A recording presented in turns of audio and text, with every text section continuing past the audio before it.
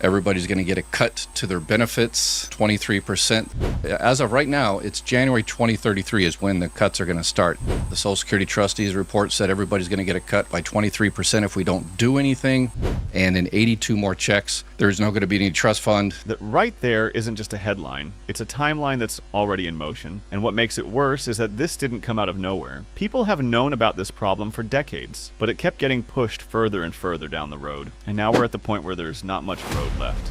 We haven't done anything for 40 years to solve this. And that's really the core of it. 40 years of knowing there's a gap in the system, and instead of fixing it, it just kept getting delayed. So what you're seeing now isn't sudden. It's something that's been building quietly over time. Right now, about 91% of Social Security payments are coming from people who are still working. And that sounds stable until you realize it's not enough. There's a gap. About 9% of what's being paid out has to come from the trust fund just to make up the difference. And that's the part most people don't think about. And just to be clear, this isn't about widespread fraud or misuse. Multiple government audits, including the Office of Inspector General, have consistently found that around 99% of Social Security payments go to people who are actually eligible. So the issue here isn't abuse, it's the structure of the system itself. And that gap doesn't stay the same. It grows from around 9% to be about 12, maybe 13%, and eventually up to 23% of your monthly check, depending on that trust fund still being there. And once you see that pattern, it becomes pretty clear what's happening, and the system is leaning more and more on money that isn't being replaced fast enough.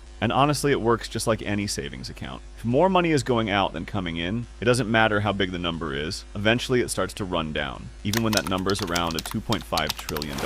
Because that money isn't just sitting there, it's tied up in U.S. Treasury bonds. And every year, more of it gets pulled out to cover the gap between what's coming in and what's going out.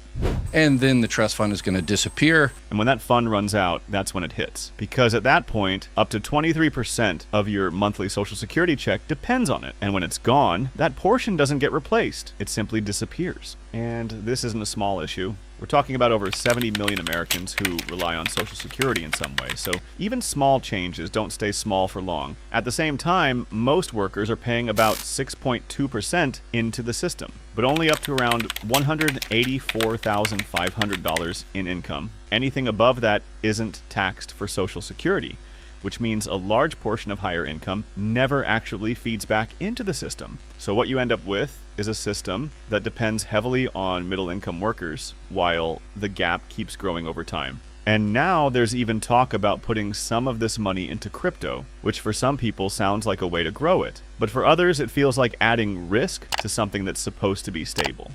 Anybody else out there want their benefits to be cut by 23% in a few years? And when you step back and look at all of it together, it really comes down to one thing. If nothing changes, what happens when that gap finally catches up? Because those numbers you heard at the beginning, the 23% cut, the 2033 timeline, the idea of just 82 checks left, they're not random. They're all pointing in the same direction, and that direction is getting closer.